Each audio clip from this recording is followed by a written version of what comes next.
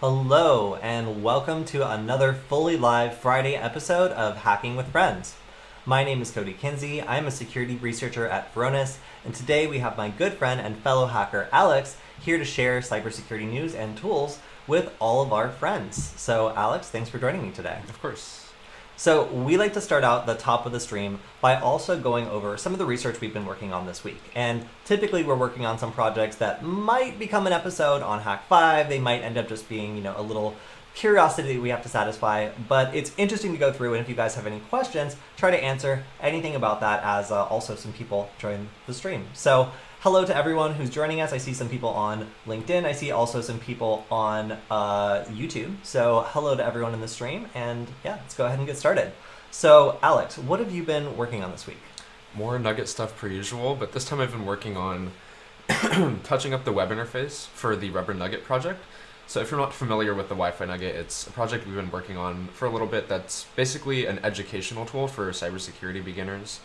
But one of the software platforms I've been working on called Rubber Nugget is used to teach about keystroke injection and other USB-based attacks. So I've been working on a web interface that makes it easy to deploy these attacks by connecting to the Wi-Fi Nugget over a Wi-Fi connection. So I've been working on touching up that interface and also finalizing our software before our Hack 5 release. So, how about you? Yeah, so over on my screen, you can see me attempting to print out a QR code.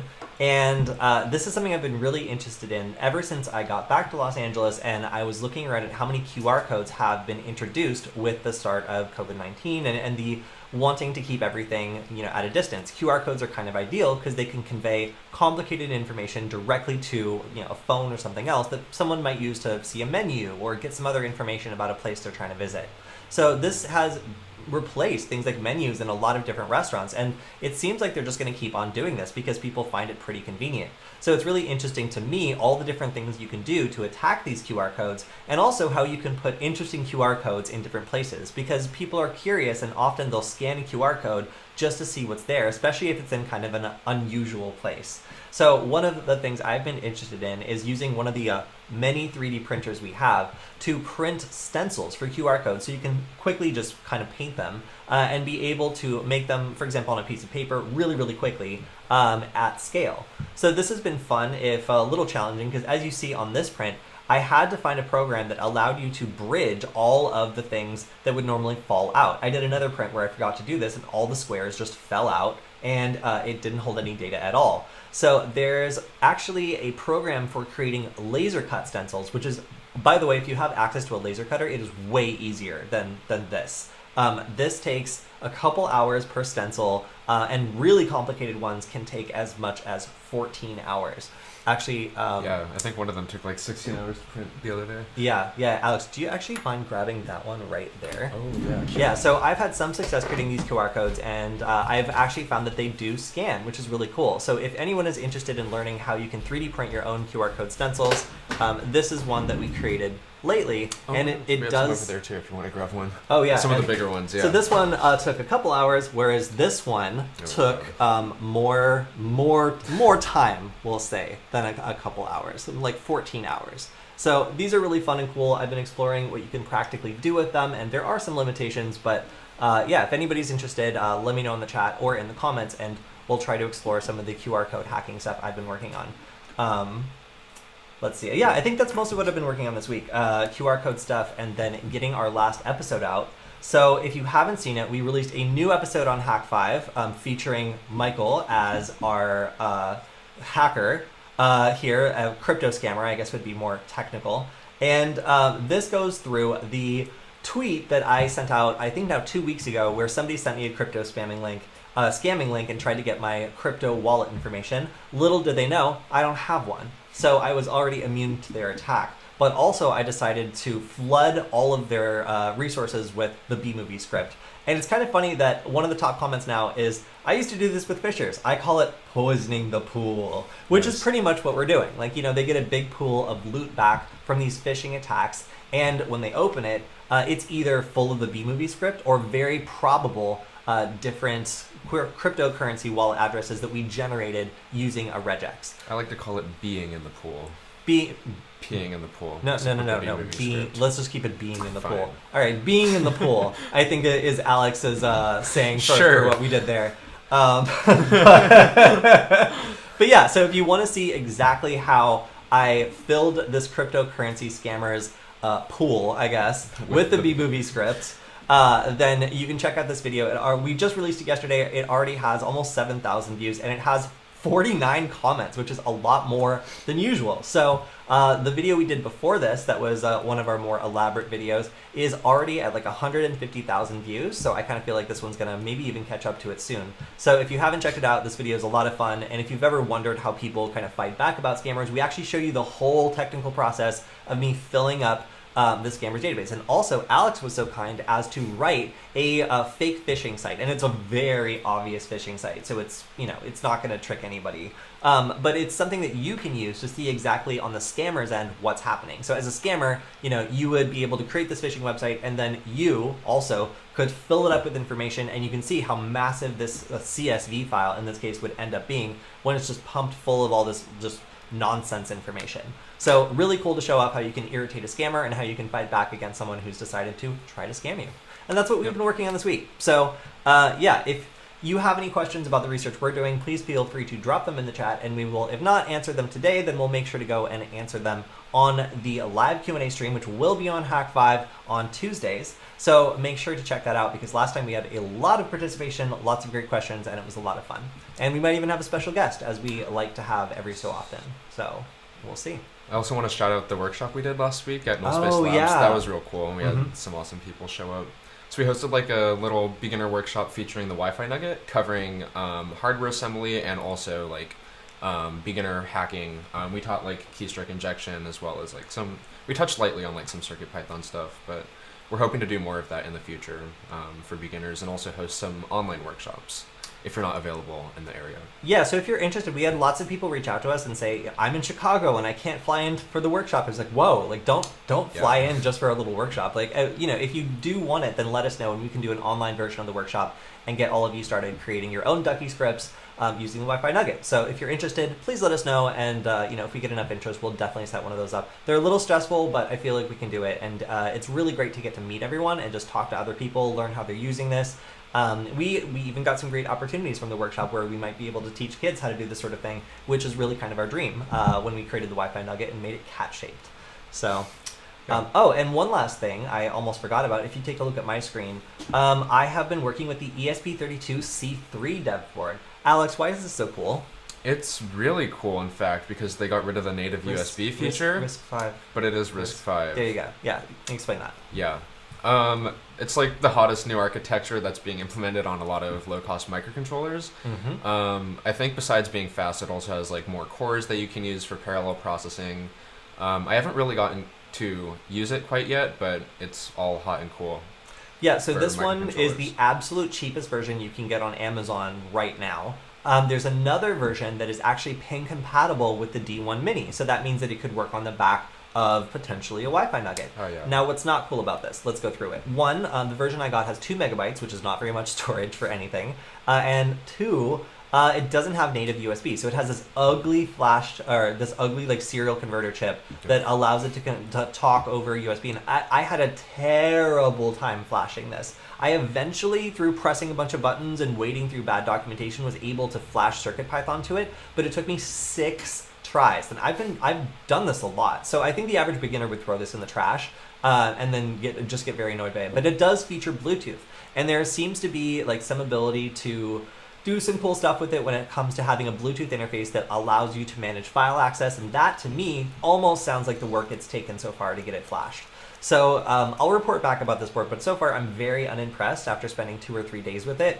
It's difficult to manage because you can't drag and drop files the way that I've been, kind of been spoiled with doing via the other boards we work with. So it may end up being cool, but for now it's been kind of a pain in the butt to work with, and I am not a huge fan of it. But I will report back. If anybody else is working with the ESP32C3, please let me know. I'd love to hear your experience with it. And I believe it's more designed to replace like the D1 Mini than it is to be like an upgrade to the ESP32. So it kind of makes sense because it isn't as good as the ESP32 S2 that we've been working with. I immensely prefer that board despite its lack of Bluetooth. All right, enough microcontroller nerd stuff, but that's kind of what we do. We're really into microcontrollers, and if you're interested, most of the stuff we're talking about is really cheap, so that's why we like them. So I bought this microcontroller for about $9.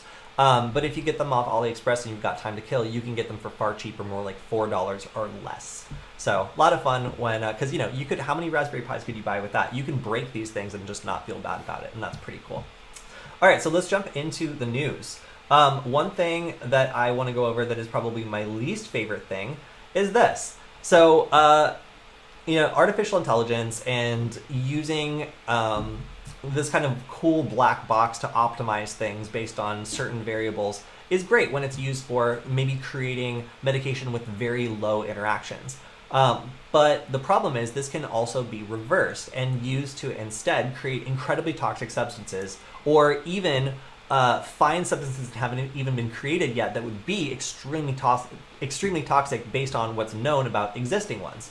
So that is exactly as a kind of a thought experiment what happened here when these researchers went and used a tool that had been trained for drug interactions and instead weaponized it to look for instead very, very toxic substances with extremely high bioavailability. And what that means is a very, very low dose of the substance would be necessary in order for it to be very prevalent in your system and have an extremely high or serious effect on some sort of system in your body. So after training this thing on like VX nerve gas and all this other very scary stuff, the researchers were able to have it create a wide variety of different substances that some of which were extremely deadly even compared to VX nerve gas. Whoa.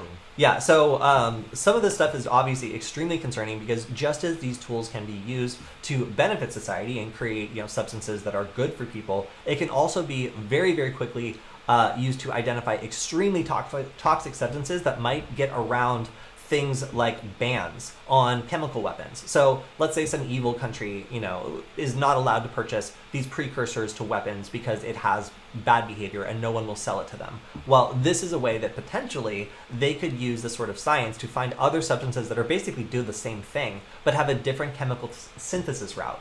And would require different precursor substances that might not be banned and allow them to get around sanctions and still manufacture these very, very dangerous weapons. So that's one of the reasons why computer scientists are always so excited to contribute code or algorithms or whatever when they can be used in a good way. But just like any other weapon or tool, like it can be used in a bad way as well. And that's what we're seeing with some of these really advanced applications of AI. As they're used to better society, they can also be used for warfare or also for evading bans against countries that are really doing a lot of nefarious stuff. So altogether, not very confidence inspiring, but it is just a testament to how powerful these things are and how much consideration has to be given to some of these really, really, interesting and cool, but also powerful ways of generating new substances or identifying extremely toxic ones that have been in practice for a really long time. And there's lots of companies that use these AIs to generate new medicines or new candidate medicines. So the fact that this is already, the cat is out of the bag and lots of companies have access to this sort of thing means that it's only a matter of time before it's used for something other than what its creators intended. All right, Alex, hopefully you have something a little lighter than that. Yeah, we're going to be talking about a browser exploit, not chemical weapons. Okay, that's better. Great. Okay, so there's a relatively new attack called a browser in the browser attack. I don't know if you've heard of that. But it's essentially spoofing what looks like a new browser window inside of a iframe that's rendered via HTML. So a new phishing toolkit was developed that lets anyone create fake Chrome browser windows. So what this looks like is an attacker can essentially use an iframe element in HTML to create a fake pop-up window. So you'll usually see these pop-up windows when you're trying to sign into your account, and it asks you if you want to sign in with Google or your Apple ID or something like that, and it'll throw open a new window that lets you verify your account credentials via a legitimate domain. Like as you can see here, if it says, do you want to sign in with Google? It'll pop open this window that lets you sign in with your Google account. But this attack lets you render what looks like a real browser pop-up window that essentially just renders over the current one. And the templates are available on GitHub. It was developed by Mr. Docs, which you can find at the following repository here. But essentially, it's a compilation of different browser pop-up windows that you can modify yourself to look like various legitimate websites, and also the URL also looks legitimate, as you can see here, which you can modify to be spoofed. But yeah, it looks pretty legitimate. A user was able to catch one of these browser window attacks when they tried to pop it open into a new window, since it's not actually a new window that's being opened, but is currently rendered over your screen. You can't like drag it out. But yeah, I thought that was a pretty novel attack method. And an interesting way of detecting it by accident too. Yeah, just trying to move it over to a new window. But yeah. All right, well that's scary. Did they give it any indication on like how you could prevent it or spot it yourself? Just trying to like create a new window with it? That seems to be the best way, as far as I know. There's no other way really to indicate it. As far as I can see, I think it only works in Chrome right now, but this presumably will work in other browsers that use like iframe elements and HTML. Sketchy. All right, so over on my screen, we have kind of an interesting case of the U.S. government charging 4 specific Russians who work for the government with infrastructure-style attacks. So this has been kind of a red line for a while now, where critical infrastructure has been considered separate from these ransomware attacks that go after private companies that do, whatever. These have really been off limits, but it's been of increasing interest to other governments to go through and try to find vulnerabilities in critical infrastructure just in case they need to exploit them. And often these attacks are intercepted or detected, and then they do figure out who's responsible for them or which group is responsible. But if those are just employees of like a state organization, there's not a lot of point in publicly calling this out. If you're another country and you're just saying, hey, 5 guys from the NSA might have broken into my router, the United States government is probably not going to arrest them for that. And just as such, the Russian government is almost definitely not going to arrest these people. This is more of a kind of almost break-in protocol of this like hacking back and forth, where the United States seems to have perceived that these hackers have crossed a line in targeting critical infrastructure that could cause a lot of damage or potentially a lot of chaos in the United States. So that's why these specific hackers have been called out. They look like a boy band, kind of almost. More like a man band. Yeah, I guess a man band. I guess just these two on the side trick me. But yeah, it seems like these hackers seem to be affiliated with the FSB, which is the Russian Federal Security Service, and that is not surprising because that's kind of what they do, is attempt to do full-scale hacking and espionage attacks. It's not totally known whether these SCADA or ICS manufacturers that are being targeted for data exfiltration, where maybe they're just trying to steal information, or if this is something where they want to put in an implant that can be remotely triggered to shut down some sort of critical infrastructure or damage it beyond repair. This is all not really known at the phase when someone's just breaking in. But it has been noted that these sorts of systems have been increasingly targeted and are oftentimes quite vulnerable. So it's a very scary thing when these state-sponsored hackers with lots and lots of resources start to go after critical infrastructure. And it's also, again, quite unusual for the United States to be naming specific hackers, especially when they're associated with the Russian Federal Security Service, kind of because there's no way that these guys are going to get arrested in Russia. However, at this point, it's just kind of assuming that it's more about sending a message about what happens when you start targeting critical infrastructure specifically. And then another interesting story from South Africa. Alex, do you know what SIM swapping is? Yeah, I can talk briefly about that. Yeah. It's basically an attack method where, I believe a hacker can take over a person's phone number or something like that by doing something or another. I think contacting the phone company or something. I forget how that works. That's exactly it. They contact the phone company and they convince them that they are the subscriber and that they need to switch over their phone line to a new phone. So, or to a new SIM card that goes into a new phone. So what ends up happening, especially with CDMA networks where there's not actually a SIM card sometimes, is they'll just transfer the service over to a new device. And then if you have subscribed to 2FA on your account that uses a text message, suddenly the attacker has access to this and they're able to get into your accounts, reset everything, and often people wake up and find that all their stuff has been reset and their phone is disconnected, which doesn't make it very easy for them to request help. So these sorts of attacks are devastating, but South Africa has one of the more interesting plans to combat this.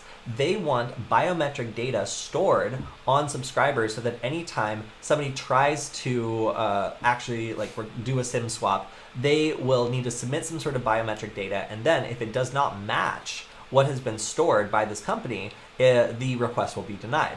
So it's kind of interesting to think like you might have to do like a fingerprint scan or an iris scan or something, or a face scan in order to make sure that you can unlock this. The other problem is compatibility downgrades, that sort of stuff. If you are able to access something like a picture of someone's face, and this is only just using very simple facial recognition that doesn't do depth, that could be a problem, especially if someone's trying to access this and they're using a really old phone that can't do any sort of depth perception. There's lots of different ways this could be problematic, but my biggest concern, of course, is just like the way that these companies would store data. These telecommunication companies have a very wide range of security practices based on how much money they make and how much they're willing to commit to cybersecurity. So if it's required that they have biometric data of all their subscribers and they don't really take very good care of it, it kind of seems like that data might come back to bite the subscribers who had submitted the biometric data that has now been stolen by hackers and can be used to break into other accounts. So it just, I don't know, it seems a little sketchy, but the way that they're outlining it is on activation of a new mobile number, then new licensees must ensure that they collect and link biometric data of the subscriber to that number. So that also means that your number is suddenly linked to biometric data that would potentially allow you to be tracked down. Kind of not so great right there.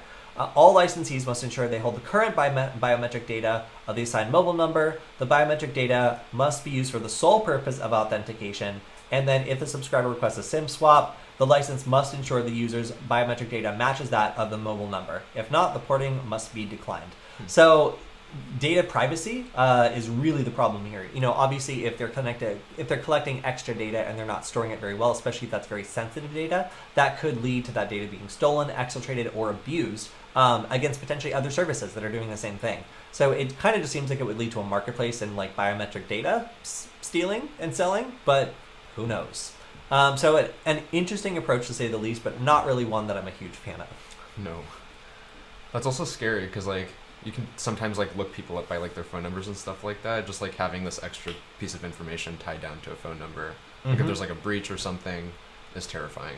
Yeah, it would not be good to have extra biometric data as well as all the other information the telecommunication company had stored about you, leaked at the same time. All right, what have you got? So LAPSUS is back yet again. I just think it's interesting what they're doing with their just sort of their model for attacking companies and what they want out of it, because they're not a typical ransomware group. They're sort of extorting data from these companies that they attack.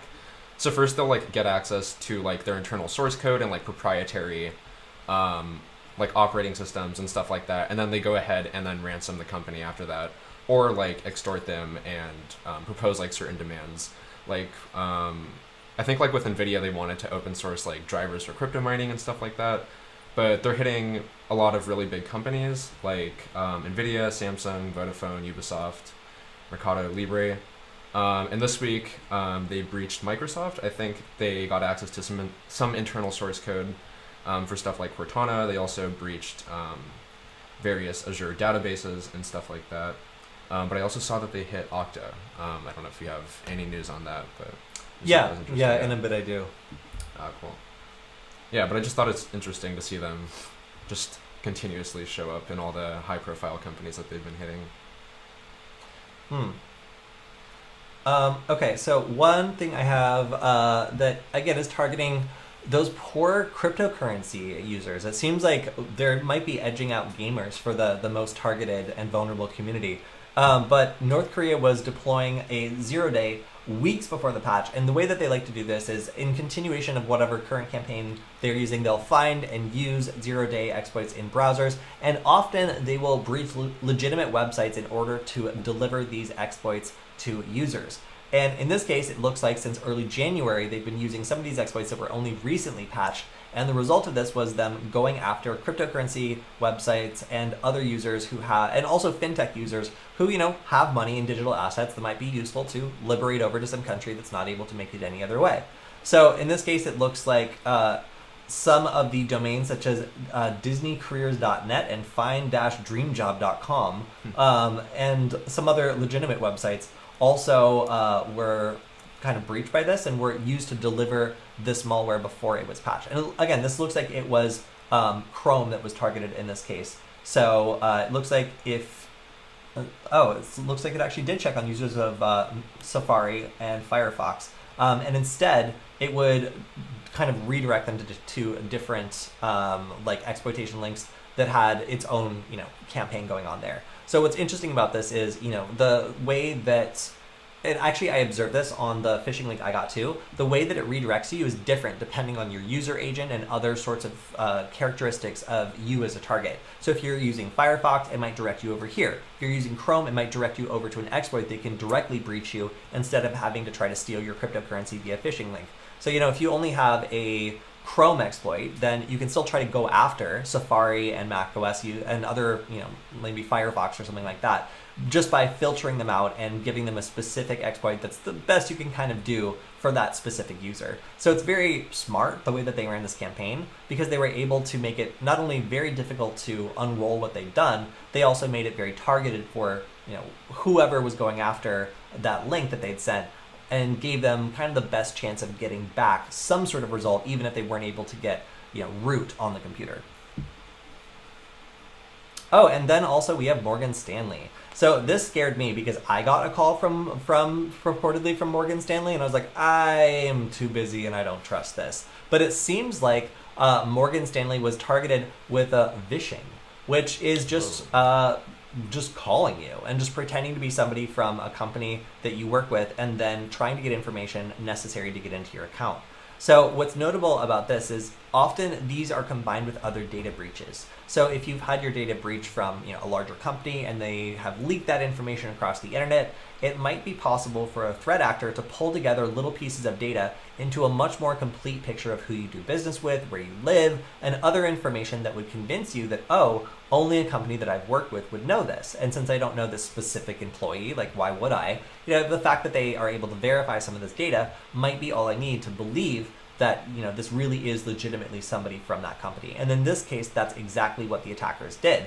So this was not an attack on systems or anything. This was an attack specifically on people, hoping to be able to breach their accounts by doing a phone call that sounded very convincing. And these are kind of very risky attacks in some ways, because you are calling people directly, you're going face to face, well, not face to face, but you're going voice to voice, I guess, with people in real time and trying to convince them that you are somebody that you're not. And in phishing campaigns, you can multiply this through automation, but these phishing campaigns are very up close and personal. So it's a notable campaign because while the payoff is obviously getting access to maybe somebody's investment accounts, the risk is that you have to literally fool someone into giving up some of their most precious secrets by pretending to be someone that you're not in real time, and think on your feet. So whoever did this obviously is more of a social engineer than they are somebody that's going to be technically breaking into your browser via a Chrome exploit like the North Koreans.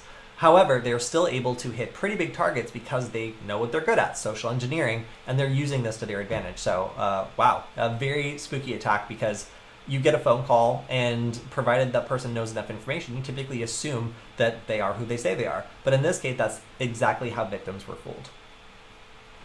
All right, Alex. Cool. So over here we have a interesting character encoding exploit. So it's a URL rendering trick that affects, it's a trick that is enabled within WhatsApp, Signal, and iMessage.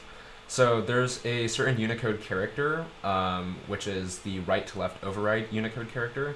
So this is typically used in, I forget what languages it is, usually used in display of Arabic or Hebrew messages.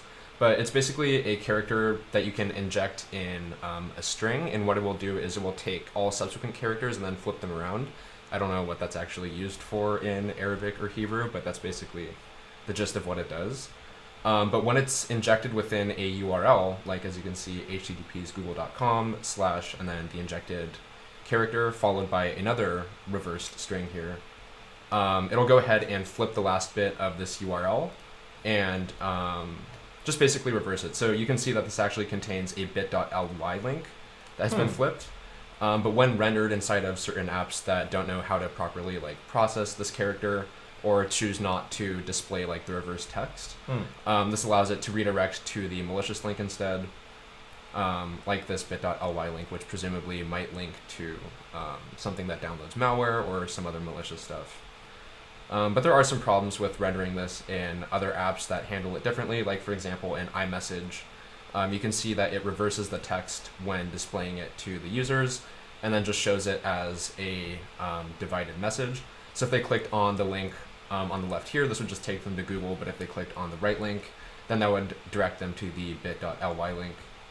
But in some other messenger apps, you can see, for example, here, it shows it as a reversed URL, which at a first glance doesn't really look that conspicuous, since it just looks like a bunch of garbled nonsense that might be a subdomain of google.com.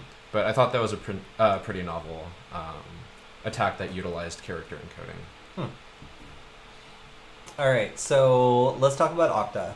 So this has been the biggest story of the week because so many people use Okta, and if you don't know what Okta is, it is a way of logging into corporate resources or any sort of company that is very unified and has two-factor built in. It's generally perceived as a very, very safe way of allowing access to your internal company resources via this sort of gateway. So it's very, very problematic that they potentially were breached, and that in this case, it looks like some customers may have been impacted. Now, the problem here is not so much what happened, obviously that's bad, it's the response and the speed with which this company has given all of its trusted customers their ability to respond. So, and again, this is not me criticizing them. I think that once you get breached, it sucks, and like you just do your best and try to look out for your customers while also making sure you have everything handled on your end and that you're not, giving the game away before you're absolutely sure the breach is over, you've locked everything down, and you know what happened. Obviously, you want to take care of that before you make a statement, just so you don't contradict yourself and you don't say anything wrong. But there are some people that are noting that it has been downplayed a lot in the communication to its customers. It's not totally clear what exactly happened based on what they're saying, and the threat actor in this case is being very vocal about their side of events. So while Okta is saying that it was limited action that was actually impacted, there were some customers who might have been impacted, but it was a very brief period. There's nothing anybody needs to do about it. Some outside people are saying like that, that doesn't really get across the scope of what happened, which appears to have been that somebody was able to gain access to an administrative portal, which potentially would allow them to reset different customers' passwords. That is obviously very bad.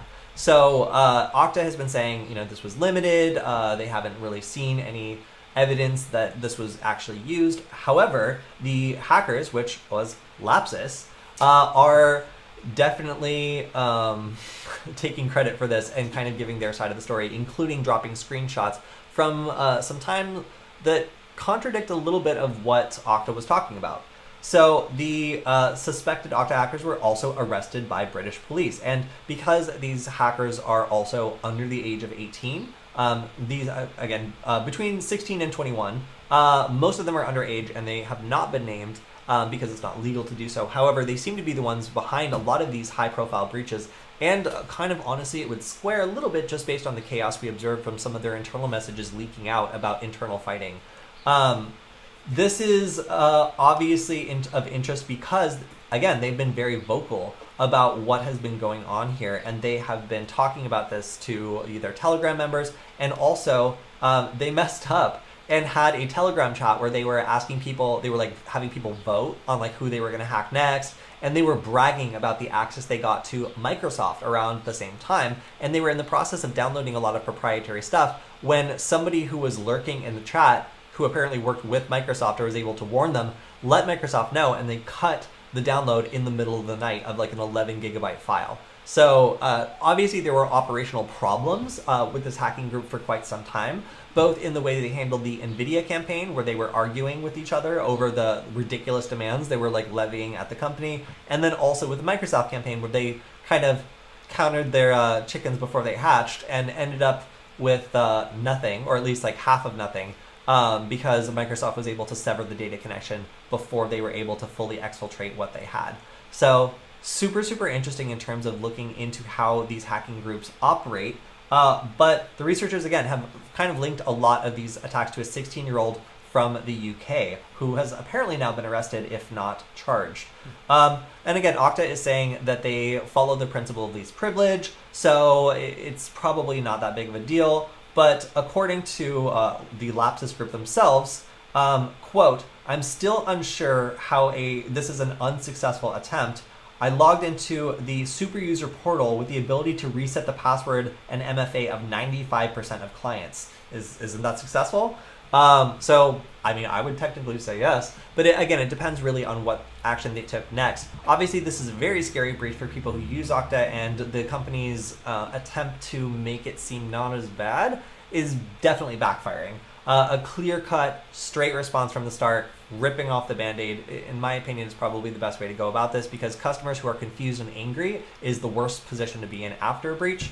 Again, this is a very difficult one because it seems like Okta also just got back the results of the report about what happened on the 17th, which was a little bit ago. So yeah, so people really want to know what happened here because it seems like this attack did happen a little while ago, and getting the most information out there has been a struggle right now for people who are trying to find out what happened and exactly who is responsible. So I don't like to give Krebs a lot of airtime, but I will say that Krebs on Security does have a closer look into the LAPSUS data extortion group. That's not half bad. So if you want to look a little bit more into who is suspected to be behind this group and what it is that they have done in the past, it's interesting to note their interaction with raid forums and doxbin, because it seems like this person's had become part of a community that doxed people and then ended up becoming doxed themselves because they dropped a bunch of that information without the other people who had put the data in their's consent,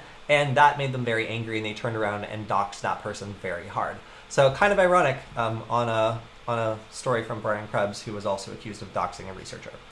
But anyway, so if you want to read this, you can look into a little bit more about who's behind all this stuff. But it seems as though the reason LAPSUS is getting in the news is because they're going after absolutely huge companies that lots of people are now very spooked and upset about, and it's just attracting a lot more attention than I think they were initially expecting.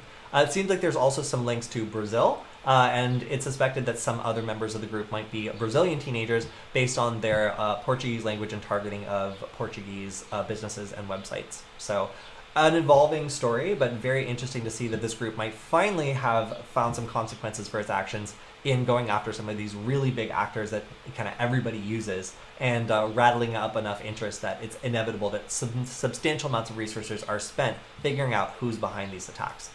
I wonder how many more of them are out there. Probably a fair amount. They have a lot of engagement with their community, and they operate Telegram channels and other things in order to get people to interact with them and, you know, kind of follow along with what they're doing. So the need to like kind of almost like live stream what they're doing seems to be part of the reason this group has been having trouble, because, you know, their previous attack on Microsoft was interrupted precisely because they were trying to share it in real time with other people in a public Telegram channel. All right, Alex. Cool. So for some hardware hacks, there's a Honda bug that allows a replay attack to occur against some specific Honda and Acura car models. So it's interesting to see that this attack still works against some newer model cars. I think this specific demonstration works against like 2016 to 2021 model cars. Let me search somewhere here. Yeah, it works on 2016 to 2020 Honda Civics of various models. It also works on the following models of Acuras and Hondas, which is quite a handful here. But essentially what a replay attack is, it's where you can capture like the key code that's emitted from like a key fob and basically just replay that exact code in order to unlock or lock a car. But in this case, attackers are able to use this to start the car entirely. Just like start up the whole engine and the whole shebang. But thanks to keyless engine starting, if an attacker was able to pick up the code from this key fob, they can replay this and just start up a car, like you can see here from this short demonstration. So the engine's off, but you can see this sketchy laptop that presumably captured the key code. So after it captures it, the attacker is able to replay that exact code and start the engine. Thanks. So basically, Honda said they're not going to implement any new fixes for this. And they said it probably wouldn't work since you need to be like in close proximity to the key fob. But this attack is still lurking out there, and I think that's kind of dumb. That's funny. So there's been attacks in the past against cars that use rolling codes, where basically they'll make a continuous amount of codes, and none of these codes can be reused.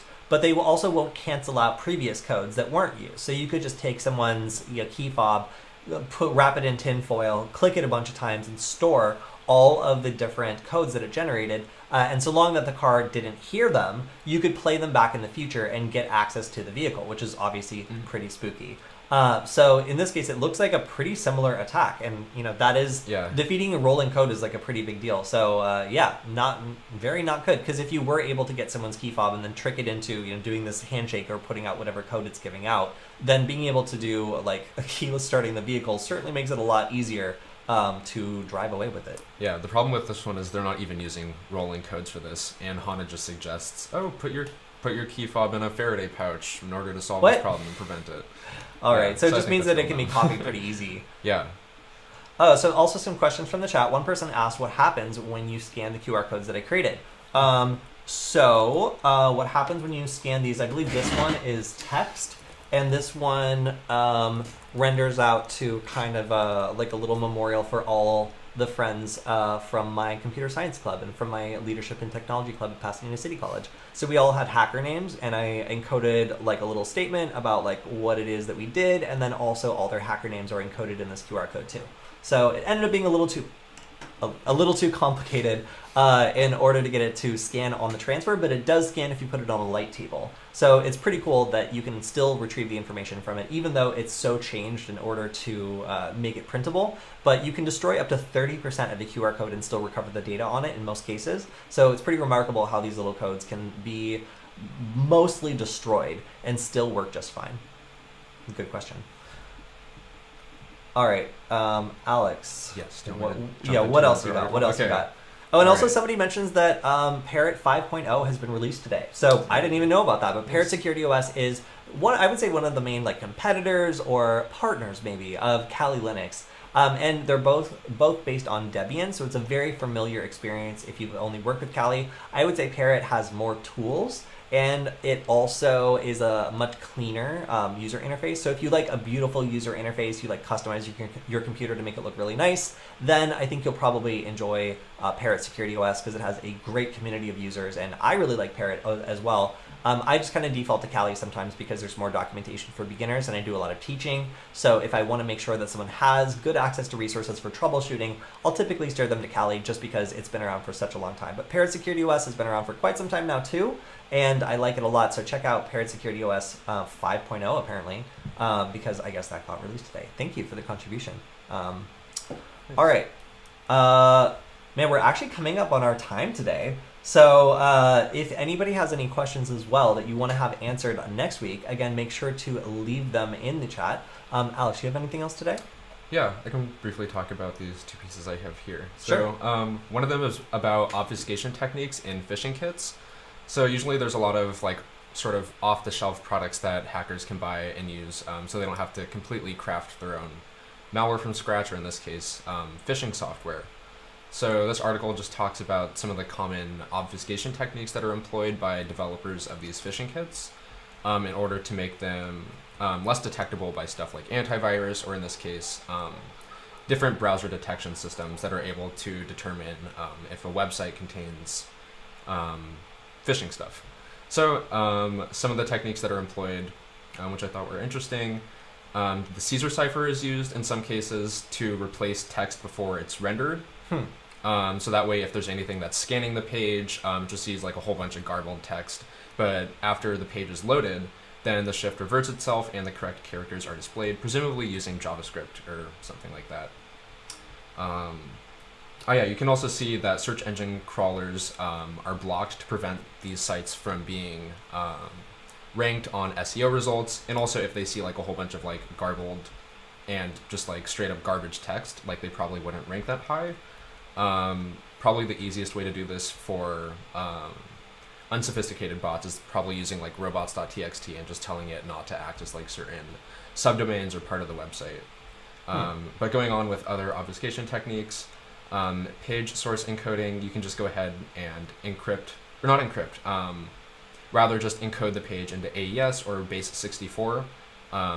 Basically just encode the HTML also before it's rendered, and then decode it subsequently once the page is actually rendered on the client side. So we've actually done this before. I think you've done that in like Python in order to obfuscate like a payload, download it, and then decode the base 64 text, which is honestly a pretty easy way in order to do that. So it's interesting to see.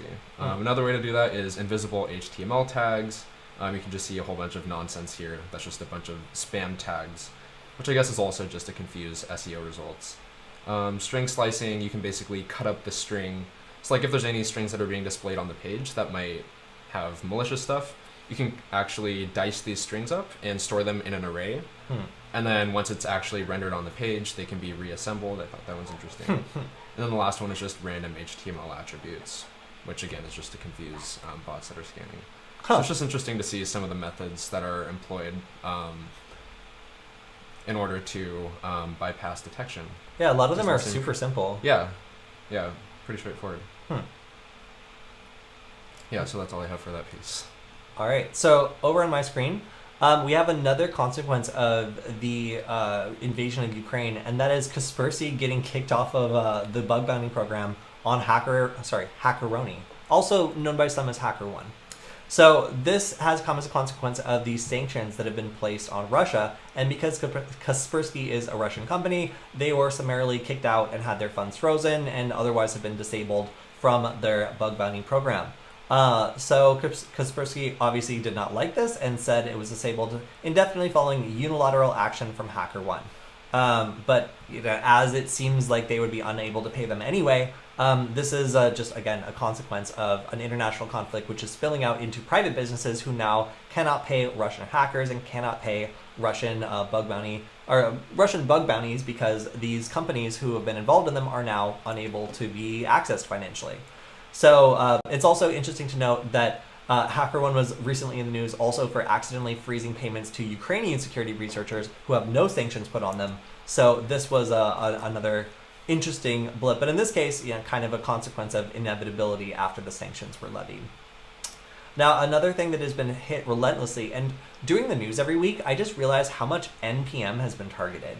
It is such a popular way of installing and keeping things up to date. And unfortunately, it seems as though this has now been targeted not just by malicious additions to existing packages, but also typo squatting. So Alex, do you know what typo squatting is? No. It's one of my favorite things. So the reason that I first found Doogle.com, Doogle.com, is because of typo squatting. And of course, they didn't mean to. Doogle.com has been around probably since before Google.com.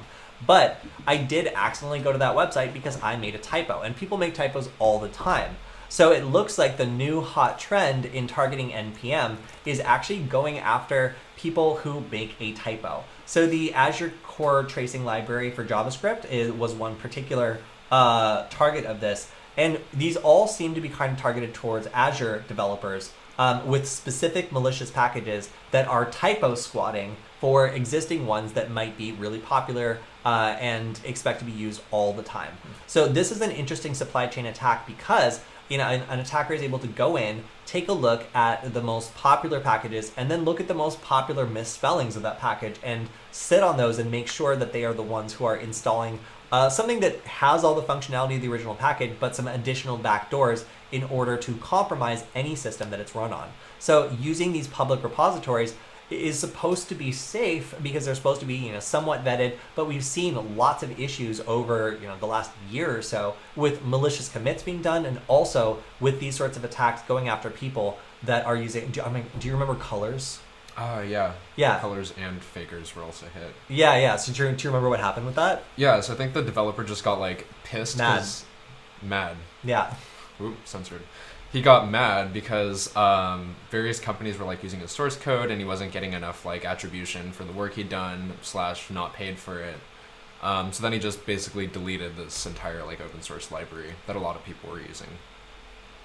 I think that was pretty much the gist of it, unless there's more you have on that. No, that was it. So like at a certain point, like if you were using those, it would automatically get updated and destroy whatever you were using them in. So it just messed up a lot of things that were running in production. A lot of people were very upset. This is obviously far more malicious because it's doing all sorts of creepy things. Like it's exfiltrating the user's username, the user's home directory, the current working directory, the IP address of all network interfaces, IP address of configured DNS servers, and the name of the successful arriving package.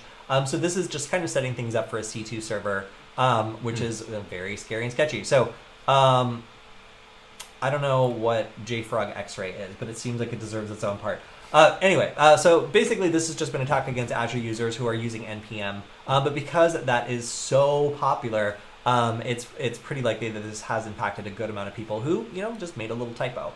So typo squatting is, I still think, super funny because you can use tools like DNS Twist in order to find lots of different currently available websites that are super similar to your target that are only a single character away. And if that's a very common typo, then you could get more traffic than you think. Yeah, last week we also saw this one, which is like another interesting case of protestware where another NPM package was targeted.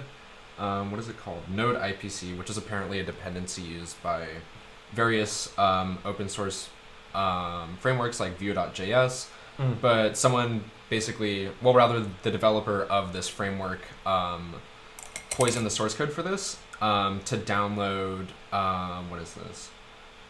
to download like a political message onto Belarusian and Russian IP addresses. So apparently there were also like some non-governmental organizations that were like based out of Russia and Belarus, American NGOs, that were using the software library, and they got really, really mad. There you go. Because they were using the software and all their stuff was destroyed and replaced instead by this political message. So yeah.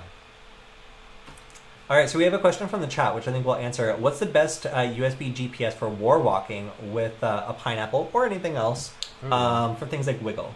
I think I have one on hand. I like these cheap modules you can actually get on Amazon, which are the Neo 6M modules. These ones are a little bit cheaper. If you switch over to my screen. And they come in a form factor that you can plug into a breadboard. Actually, I don't really recommend this for the pineapple, sorry. Yeah, USB. Yeah, but you can interface with this one. Some of them also have USB on them, but we do have these. I'll just whip it out, but if you want to talk about war walking for a second. Yeah, so I haven't actually done war walking with a pineapple, but it does have USB drives and it does run Linux. So if you wanted to use a USB, yes, this one. This is the one that we use. We've used it for lots of different stuff. It is a... It's a BU353S4. Yes, it is. It's very fancy. And it's got a little magnetic backing on it. So if you stick it on like the roof of a car or something else metal, it won't move around. A motorcycle, maybe, whatever you want to do. And you can do all sorts of war driving, war wheeling, war walking. It's up to you. Yeah. So, if you want to do that, I really like these. We've used them for a long time. They're very basic and well supported, but they do take a little bit of time to set up. So if speed is your concern, then a newer one might be something you want to look into. But all right, cool. So that is all the time we have today. I want to give a big shout out and thank you to Veronis for all the help that we've received on production the last week. We got to have Killian come out and do a guest spot on our video that we just released yesterday, so check that out. And it's awesome to be able to do these live streams and communicate with all of you and get to just talk to other hackers throughout the week. So thank you to everybody in the chat. And if you want to ask us a question, make sure to leave it in the YouTube comments so we'll see it. And we will answer it on the live Q&A stream, which will be on Hack 5 next Tuesday, which is where we'll see you next. All right, see you next time. Bye.